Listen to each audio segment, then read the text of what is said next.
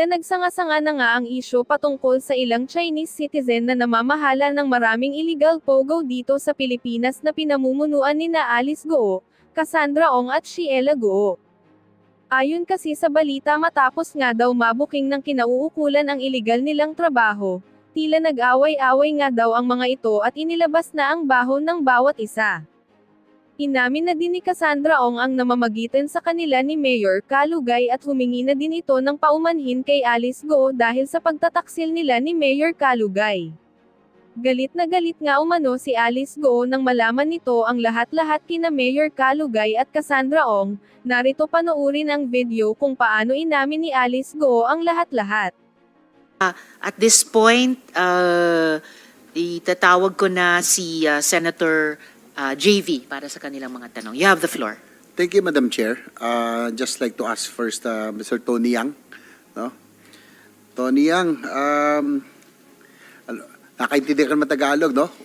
Or Tagalog ba? Di ka iso Chongwon o Philippine? Mr. Yang, tinanong po kayo ni Senator JV in Mandarin ba? Minandarin ko yun kasi baka In hindi Mandarin. makaintindi kaya minandarin ko na. Pipigain ko na yung natitirang Mandarin. Hindi rin kayo marunong mag-Mandarin? Chongwon. Chongwon. Oh. Ni siya Philippine rin ma? Chongko rin man? Ah, Are you Chinese or Filipino? 我是中国人，但是中国人我来这边也20几年了，自己一级。 So you are, ang ano niya, Madam Chair, that he is Chinese, inamin naman po niya. Do you have anybody na ipakitranslate po, do you have any participation in Farmally, no? O Niyo, Chanche Zai Farmally ma? 他说什么？ Tama? Mandarin pa rin po yun, Mr. Yang. 我听不 Pakiulit, Miss Caroline. 听不大清楚。他在问你，你有参与这个 Farmally 公司吗什么发明力公司？Farmally 公司你有参与吗没有没有。 ？No。 Mayo, okay, wala daw. Do you have any participation in Pogo? Niyo, Chanchay, Pogo ma? 他说 Do 什么 you？have participation? Sige. 有没有参与博彩公司吗？没有没有。 Mayo din. Mayo din, wala din daw. Okay.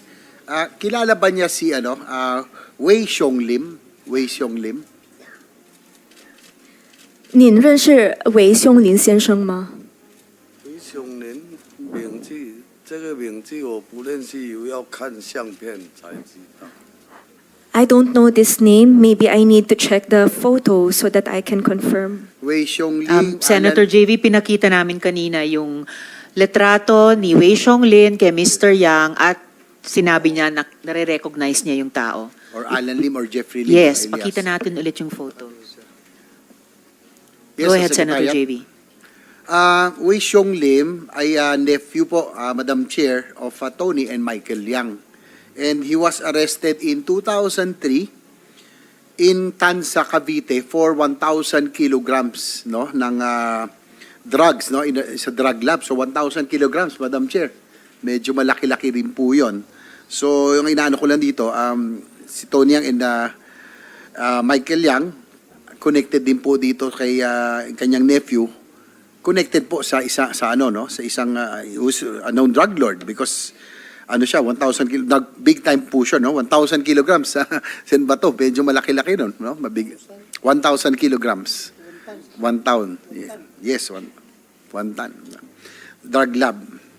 Okay, anyway, mag-shift lang po ko kay Ma'am Alice. Alam ko pong pagod na kayo, no? Last week, tapos 13 hours kayo doon sa house, no? Tapos dito na naman tayo.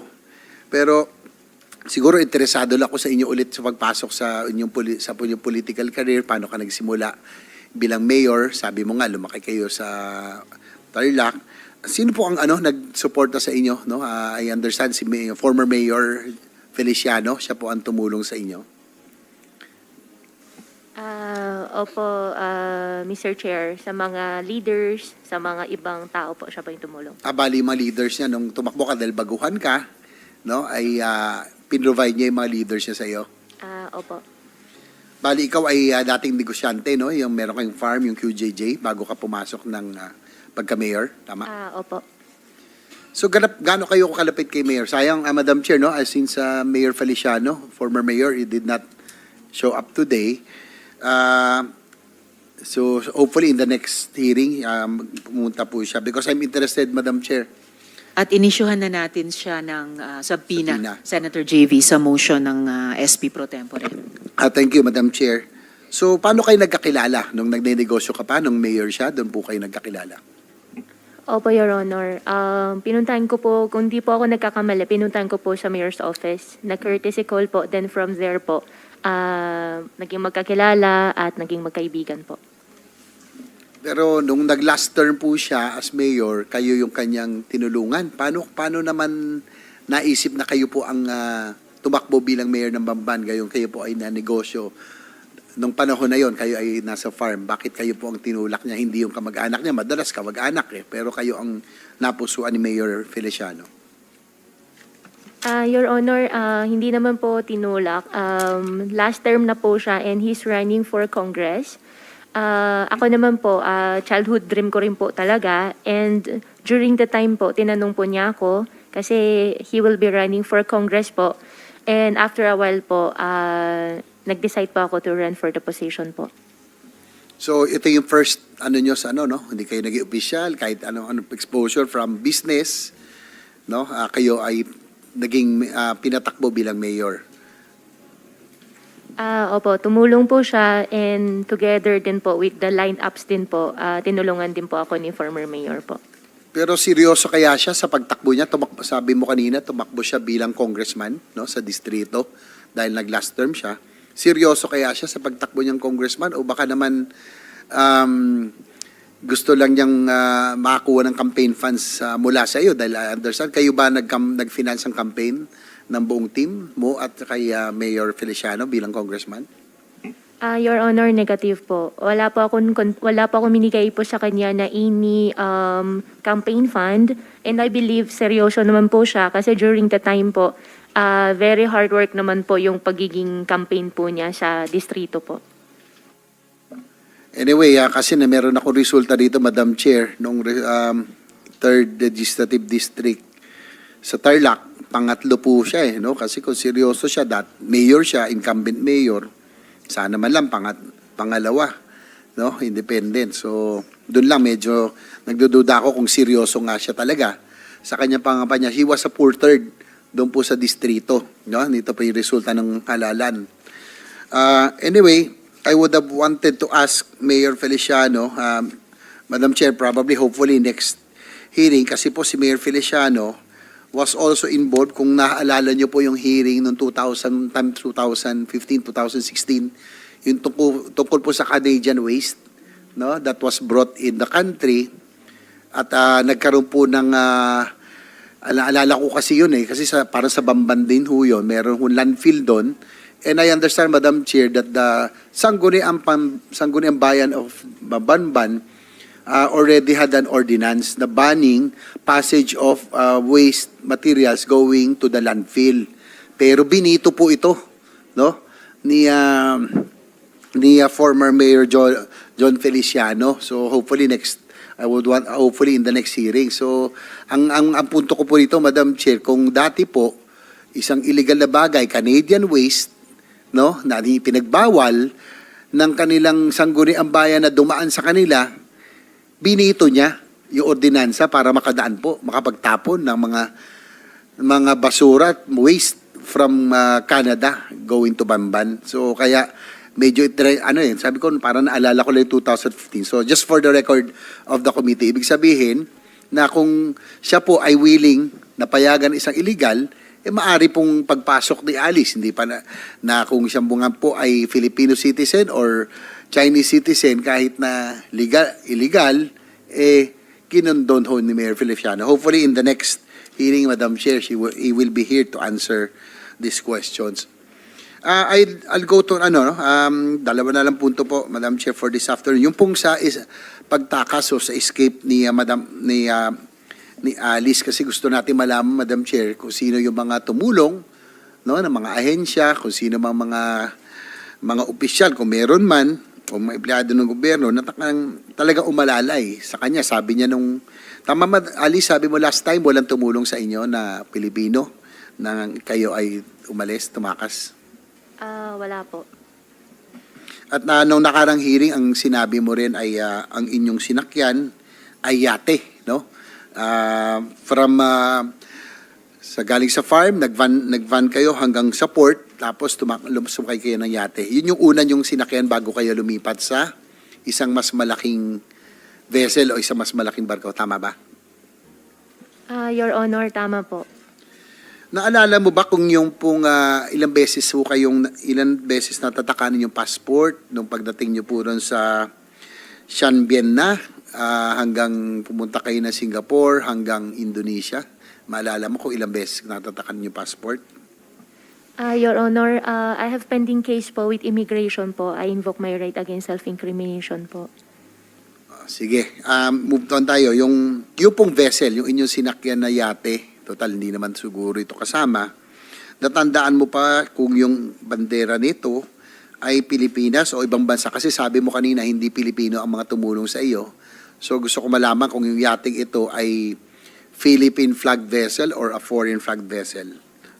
Ano, naalala mo yung bandera? Your Honor, doon sa yacht po, wala po ako nakitang flag po. Hindi mo na nakita. Opo. Madam Chair, siguro Marina, may Marina ba dito? Anybody from Marina? Walang Marina? Parang kanina nandito.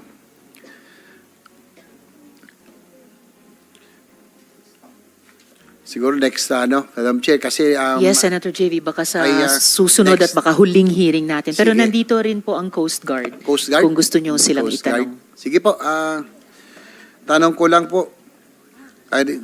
Correction, Senator JV, nandito po ang Marina. Ayan po. Si Attorney Den Tomas, tama? Den Thomas, dito ba? Andito po ba ngayon si Attorney Thomas? O siguro sa Coast Guard muna, habang inaantay natin Alright, kung Senator nandito nga JV. Marina. Pwede naman kayo lumapit dito para sumagot. Sige, sa Coast Guard, please identify yourself, sir. Thank you, Madam Chair. Attorney Captain Oliver Tanseco, Philippine Coast Guard po. Captain Danseco.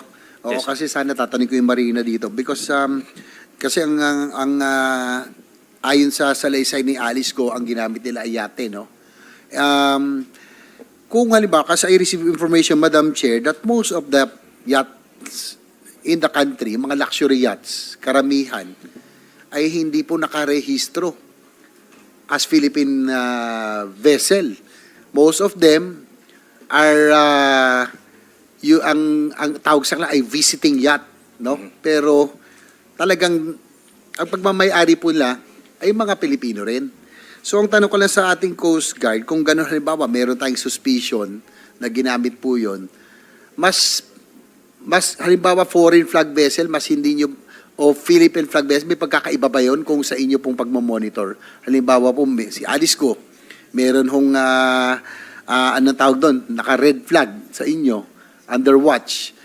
May pag-difference ba kung foreign or Philippine flag vessel ang tingin nyo na pwede nilang gamitin? Madam Chair. Under the Philippine Coast Guard Law, our present law, Republic Act 9993, wala pong exemption doon. All merchant vessel.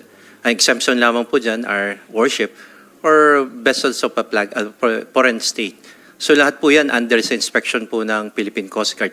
Yung question nyo po, Madam Chair, Sir, Senator, Sir, yung ano ang inspection po namin, mas heavy po tayo on foreign vessels coming into the country because of our commitment to international convention or regulation, one of which is the ISPS code.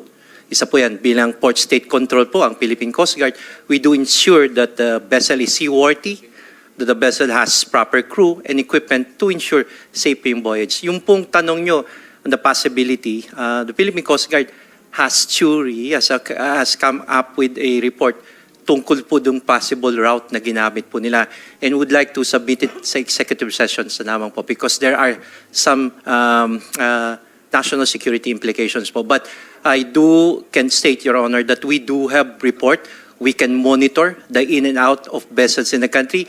We do have a mode of identifying vessels, particularly on the time period mentioned by the witness, Your Honor. And likewise, Senator JV, if I may, salamat para doon, Captain Tanseco, yung sagot nyo kay Senator JV, and we will schedule that executive session, or at the very least, presentation po ng Coast Guard sa members of the committee at the most available common time. Likewise, Salamat. Madam Chair, take advantage of that daw sa executive session if you can submit. Kasi alam ko, tama, meron kayo tinatawag, nabanggit ko noon, yung AIS, no? Each vessel are equipped with AIS, yung automatic identification system, na dapat alam natin saan siya rehistrado at anong make ng vessel. No? I'm sure you can monitor that. Probably all the vessels that passed, no, from yung sa Mindanao going to Yes, sir. Sabah, sana po ma-submit nyo sa committee. Madam Chair, if I may. Yes po, yung pong sinasabi ng ating good senator about AIS, that's a requirement for commercial vessels. May limitation po yun. Pagka pa passengers, 300 gross ton, meaning yung size niya po. Pagka naman po commercial, meaning cargo po yan, it's 500. In addition to AIS, kasi pwede rin pong i-switch off yan. Pwede, but of course, subject sila to verifications, inspection. But meron po kaming tinatawag na intelligence method po namin. If I can name po yung ating system, ito po yung tinatawag nating DBD, Delta Victor Delta. Ito po yung dark vessel detection po natin, the capability that we do have right now, Your Honor. Thank you for that, Captain. No? Yun lang, Madam Chair, kasi nagulat din po ako na when we were trying to do our research and investigation, that most of the luxury yachts, especially the newer ones, are not registered in the Philippines. I don't know for what reason, probably to evade or not to pay taxes and duties. So yung karamihan po ng mga bagong yate ngayon dito na dumadaong, ang sinasabi, kaya gusto ko sana matanong yung Marina, bakit po pinapayagan na visiting yacht ang classification sa kanila, gayong dito na po sila base. So probably that is another point, but I think we can dig deeper. Baka pwede hong nagamit itong mga local yachts, pero sila po ay foreign flag, no? Pero talagang pag-aari po ng mga Pilipino. Nakakalungkot, Madam Chair, kasi talagang may kaya, can afford na magyate, mukhang sila pa yung hindi nagbabayad ng buwis. Kaya po, hinahayaan na lang nilang sila for visiting of foreign flag vessel. So, yun po. Hintayin na po natin yung Marina in the next hearing. Last but, siguro itong huli na lang po si take advantage, andito na po si Ma'am Alice, no? Siguro, we will have an executive session probably before we wrap up, no? Ito pong hearing na ito, kasi sabi nga kanina, bugbog na kayo, pagod ka na, no? Hindi nga 12 hours sa Kongreso dito, ilang oras. Siyempre, siguro naawaan sa sarili mo, pero siguro dapat maawa rin tayo doon sa mga naging biktima ng Pogo. Ikaw ba ay mastermind o willing ka ba magsabi kung talaga meron nasa likuran ng whole operation na ito? Your Honor, hindi pa ako mastermind. Masasabi ko po, isa pa akong victim. Victim. So, ikaw ay biktima. O kaya, pawn. No? Ikaw ay ginagamit ng isang criminal syndicate, international group o crime syndicate. Your Honor, hindi naman po siya ginamit. If ever po, kung mayroon man po ako na itulong, ano po akong tao, helpful akong tao. Kung mayroon man po, yun lang po. Pero sa mga activities po na ginawa or sa mga allegations po, wala pa akong kinalaman. Kasi Madam Chair, no, siguro sabi ko lang kay Madam Alice, no, tanong ko lang, kung kayo po tingin nyo sa gantong operasyon, kayo ba ay guilty or kayo ba most guilty o tingin mo meron pang mas guilty sa inyo dito sa ganitong operasyon? Hindi po ako guilty po. So, hindi kayo most guilty. Meron pang mas guilty. Kumbaga may mastermind pa talaga. Sige po. Go Huaping. Your Honor, I think sa tagal po na investigation, alam na rin po ng committee po, especially chaired by our Madam Chairman, who's really at the back of everything po. Kaya ako natanong kasi, baka sa executive session, sana sa uli, ay may pagkakataon pa kayong sabihin kung sino man yung talagang nasa likuran. Kasi nga, kung sabi mo ikaw ay biktima, maawa din tayo sa mga naging biktima ng Pogo, di ba? So, sa executive session, hindi pwedeng ilabas yun, no, sa media, sa publiko. Maintindihan namin kung ikaw ay natatakot, no, dahil International Crime Syndicate po ito, natatakot ka para sa buhay mo. Para din mabawasan siguro yung kasalanan mo kung sakasakali sa executive session ay willing ka bang sabihin kung sino yung most guilty na sinasabi mo? Yes po, Your Honor. Madam Chair, so I wrap up. So I'm expecting that Ms. Alice Go will divulge the real masterminds of the operation of this International Crime Syndicate, and we'll be responsible for her safety. So alam ko naman natin yun, pero sana po masabi po niya sa totoo. So she said yes already. So we will just await for the executive session. Thank you, Madam Chair. Maraming salamat, Senator JV. I think it's the first time narinig ko na sinabi ni Go Huaping na meron na tayong natutumbok sa buong kwento nung sino ang pinakamatataas sa likod nitong mga Pogo sa Pilipinas. At yung isa pa namin gustong malaman, sino sa mga government personnel o officials ang tumulong sa pagtakas kahit for monetary considerations. So if at the proper time gagawa ng motion si Senator JV for an executive session, posible sa susunod at posibleng huling hearing, the chair will be very open to that. Pag-isipan nyo rin yan. Huaping, maghingi ka ng payo sa iyong mga abogado para kung gagawin natin yung prosesong iyon, make the most use of it. Don't Madam waste Chair. the time, don't waste the opportunity, but Yes, make Madam the most Chair, use of it. thank you for that. Senator JV. I will also, the proper time, make the motion for an executive session. And given the fact that Miss Alice Goat just now, ngayon lang niya sinabi na talagang sasabihin niya, naawa na rin kami sa inyo. Bugbog ka na 13 hours, no? Nakakapagod din emotionally. So sana para sa mga biktima, biktima ka, lalo sa mga naging biktima, sabihin mo na rin, no, sa executive session. Thank you, Madam Chair. May we ask from the Honorable Chair, Majority Leader. if Sen. we're going Dr. to proceed Francis. with the executive session, because I've made likewise, as per your request, during the last hearing, I made available the adjacent office, which is Thank just you. a few steps away, Madam Chair. Thank you very much, Majority So it is the Leader. pleasure now of the committee to have the executive session, or kasi matagal ka na nanghihingi na executive session, Miss Alice. Tuloy na ba ngayon? Gusto ng komite, what say you? Your Go Honor, Huaping? Madam Chair, I'm very thankful po for the opportunity po. However po, gusto ko po sana kasama po yung council ko po, yung league council ko po sana. Request ko lang po. So sa next and Opo, possibly next po. last hearing na lang Opo. natin. Wala ba Wala dito yung lang. council mo? Di ba Wala ba yung council nyo Sino rito? yung Wala po. kinoconsult mo kanina? Nasa Cebu po sila, darating po sila sa Thursday po. Sino yung kinakausap mo sa likod mo? Si Attorney Ko, hindi nyo ba council? Partners po. Apo. Sinong council? Council man Opo, yan. ni-request ko po si Attorney Stephen po, tsaka si Attorney Avisado po.